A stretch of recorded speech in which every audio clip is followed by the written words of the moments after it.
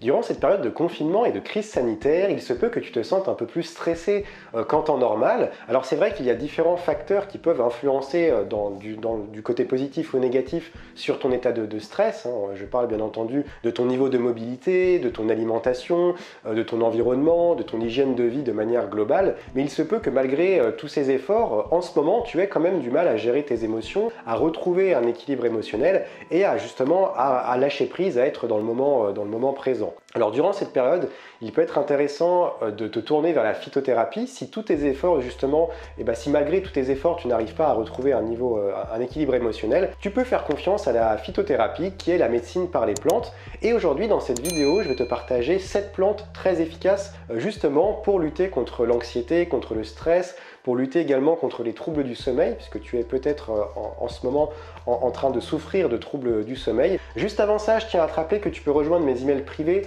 si tu tiens à avoir davantage d'informations concernant justement des plantes, concernant des produits naturels, concernant également ton alimentation. Si tu souhaites également avoir des conseils pour faire les bons choix au niveau de tes cosmétiques naturels, sache que tu peux rejoindre mes emails privés qui sont totalement gratuits. Déjà des centaines de personnes y sont inscrites depuis plusieurs mois et reçoivent chaque semaine mes conseils dans leur boîte mail totalement gratuitement. Tu peux les rejoindre en cliquant dans le premier lien dans la description de cette vidéo.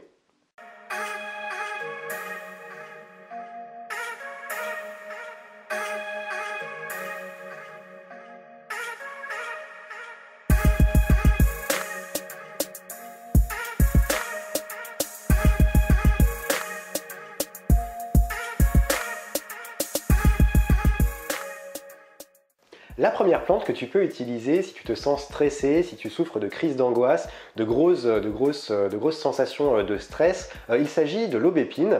Alors il faut savoir que l'aubépine c'est une plante que j'ai beaucoup utilisée au début de mon burn-out, que j'ai utilisée en gélule au tout début de mon burn-out et qui a eu des effets plutôt bénéfiques sur mon organisme, qui m'a vraiment aidé à gérer les crises d'angoisse et le stress notamment. C'est une plante qui est très intéressante pour les personnes qui souffrent déjà de maladies du cœur, qui ont des problèmes cardiovasculaires, puisque c'est une plante qui va permettre de lutter contre la tachycardie, qui va permettre de réduire les palpitations cardiaques. Elle va être intéressante justement si tu ressens une oppression au niveau de la cage thoracique, si tu as cette sensation de gorge serrée et de bouche sèche, si tu sens également que tu as des vertiges qui sont dus au stress, etc.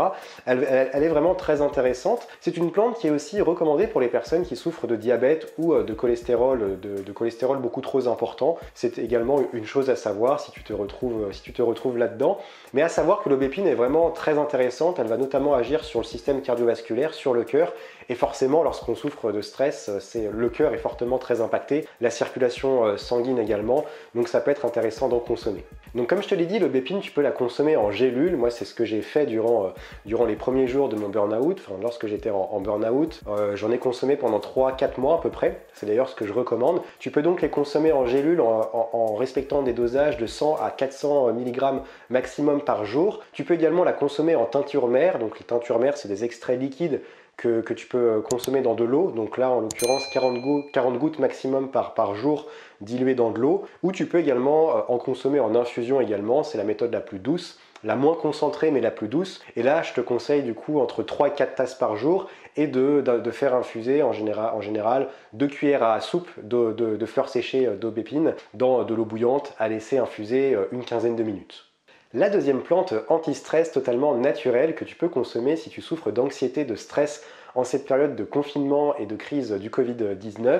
Il s'agit du ginseng. Alors c'est une plante racine dont je parle régulièrement dans mes vidéos. C'est une plante originaire d'Asie, qui est une plante adaptogène, qui va donc vraiment s'adapter aux différents stress, aux différents déséquilibres que peut justement subir ton organisme. C'est une plante qui va vraiment permettre de lutter contre la fatigue physique et intellectuelle, à savoir que sa molécule active, c'est le ginsénoside, des molécules qu'on appelle des ginsénosides, qui vont justement permettre d'améliorer la communication entre les différentes cellules du cerveau. Donc le ginseng va vraiment agir au niveau intellectuel et forcément aussi au niveau physique. Mais au niveau intellectuel, ça va te permettre d'augmenter ta concentration, de booster ta mémoire. Et de manière globale, c'est une plante qui permet vraiment de mieux résister au stress, À savoir que plus tu auras une résistance naturelle au stress, moins tu vas affaiblir ton système immunitaire et moins aussi tu vas souffrir de fatigue nerveuse et donc d'anxiété et de stress.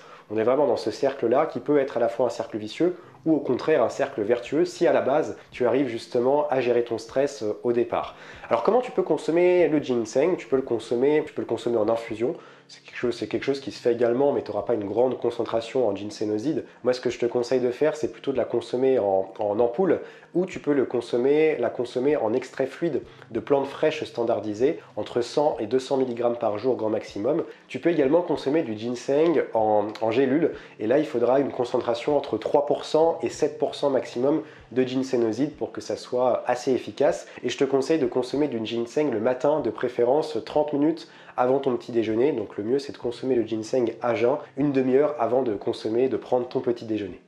On continue avec la troisième plante anti-stress que je souhaite te présenter ici. Il s'agit de la valériane. Alors la valériane qui est dans un premier temps beaucoup utilisée pour lutter contre tout ce qui est nervosité, anxiété et également les troubles du sommeil. Elle permet également d'agir aussi sur la dépression légère et peut-être que tu ressens un petit peu cet état en ce moment. Donc sache que la valériane peut justement agir sur ça et en fait elle va aussi agir sur le mental parce qu'elle va permettre de calmer le mental, d'être plus dans l'instant présent et dans ce sens-là donc elle permet justement de lutter contre la dépression. Donc comment tu peux la consommer? Tu peux la consommer en gélule en ne dépassant pas 400 mg par jour, donc entre 100 et 400 mg par jour, 1 à 3 fois par jour. Et tu peux également la consommer en teinture mère, donc en général on est sur 40 gouttes par jour à prendre 1 à 2 fois par jour, donc en teinture mère. Donc soit tu prends 40 gouttes d'un seul coup, soit tu répartis en 20 gouttes par exemple le matin et 20 gouttes le soir diluées dans de l'eau.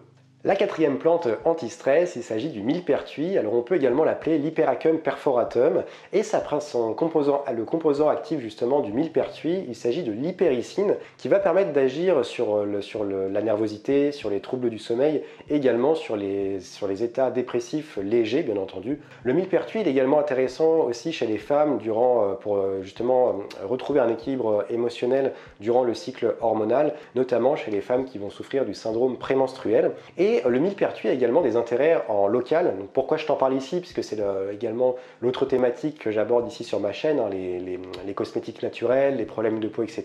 Et justement, le millepertuis en application locale, donc soit en pommade par exemple, ou justement en infusion que tu vas appliquer en local sur les plaies, etc. Ça va permettre justement déjà d'apaiser les brûlures, d'accélérer la cicatrisation si tu souffres par exemple d'acné ou de cicatrices qui ont du mal à partir. Et ça va également permettre de mieux transporter le sang oxygéné vers les cellules endommagées de la peau. Donc si tu as des cellules endommagées, peu importe la source, ça va permettre justement d'accélérer en fait la régénération de la peau. C'est aussi une plante qui va agir sur différents neurotransmetteurs, donc qui va vraiment agir sur le mental et qui va justement booster la production de certaines hormones comme notamment la dopamine, la sérotonine et la noradrénaline qui sont des hormones du bien-être, hein, j'en parle régulièrement dans mes vidéos. Comment consommer le millepertuis? Tu peux le consommer en gélule à hauteur grand maximum de 900 mg par jour, donc réparti sur la journée. Je te conseille de consommer 300 mg à chaque fois réparti sur la journée avec une teneur de minimum 0,3% d'hypericine qui est le composant actif du millepertuis, ou tu peux également consommer le millepertuis en teinture mère, encore une fois 40 gouttes diluées dans de l'eau. À savoir que le millepertuis n'est pas conseillé d'être consommé en même temps que certains antidépresseurs que tu retrouves en pharmacie. Si tu es sous antidépresseur, je ne te conseille pas de consommer du millepertuis ou de consommer les deux en même temps parce que ça peut être très dangereux pour ta santé. Cinquième plante anti-stress qui va permettre de te relaxer durant cette période de confinement, il s'agit de la mélisse. Alors la mélisse, elle agit à la fois sur les troubles nerveux type stress, crise de nerfs, anxiété, etc.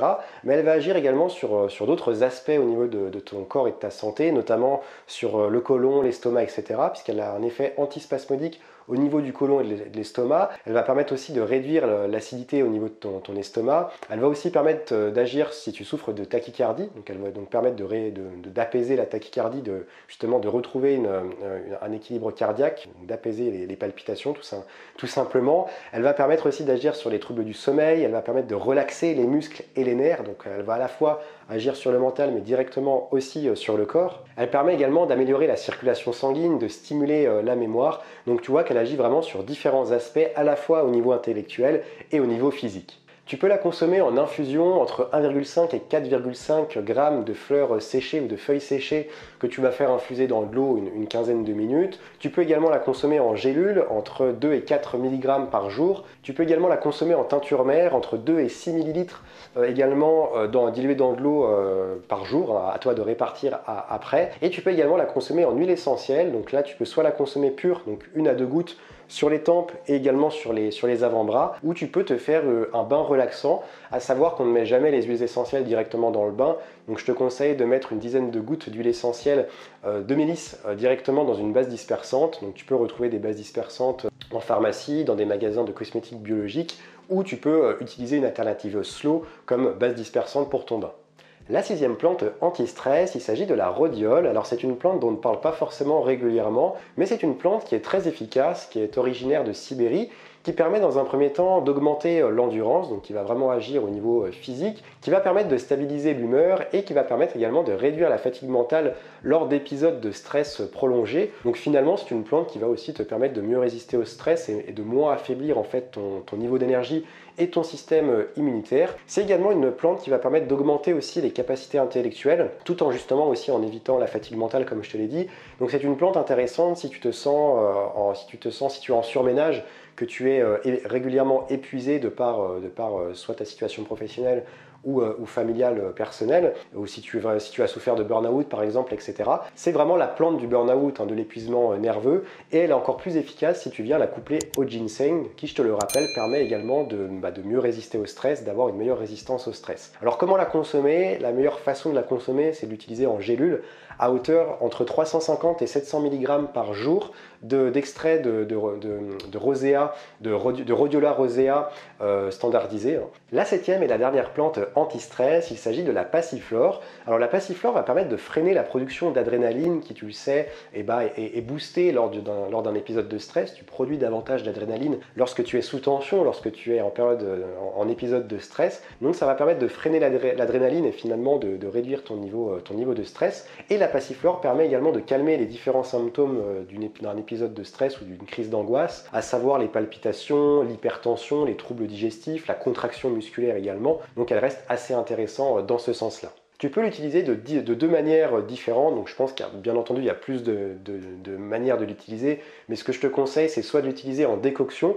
Alors une décoction est différente d'une infusion puisque tu vas ajouter, donc là en l'occurrence, une cuillère à soupe de fleurs séchées de passiflore ou de feuilles séchées de passiflore dans 25 ml d'eau froide. Ensuite tu vas porter à ébullition les fleurs qui vont être dans l'eau froide, tu vas laisser porter à ébullition une dizaine de minutes. Ensuite, tu éteins le feu, tu laisses encore chauffer 5 minutes dans l'eau chaude, mais sans que ce soit à ébullition. Et ensuite, tu peux filtrer et boire ce mélange comme une infusion classique. Ou tu peux également la consommer en gélule. Et souvent, on va retrouver la passiflore couplée avec l'aubépine, puisque c'est très intéressant de coupler ces deux plantes pour les personnes qui ont cette sensation d'oppression, qui ont du mal à respirer, qui se sentent vraiment, qui ont vraiment cette sensation de stress intense. Je t'invite à mettre ton pouce bleu en bas de cette vidéo, à t'abonner à la chaîne en cliquant sur le petit bouton rouge, à activer également la cloche pour être au courant des prochaines vidéos.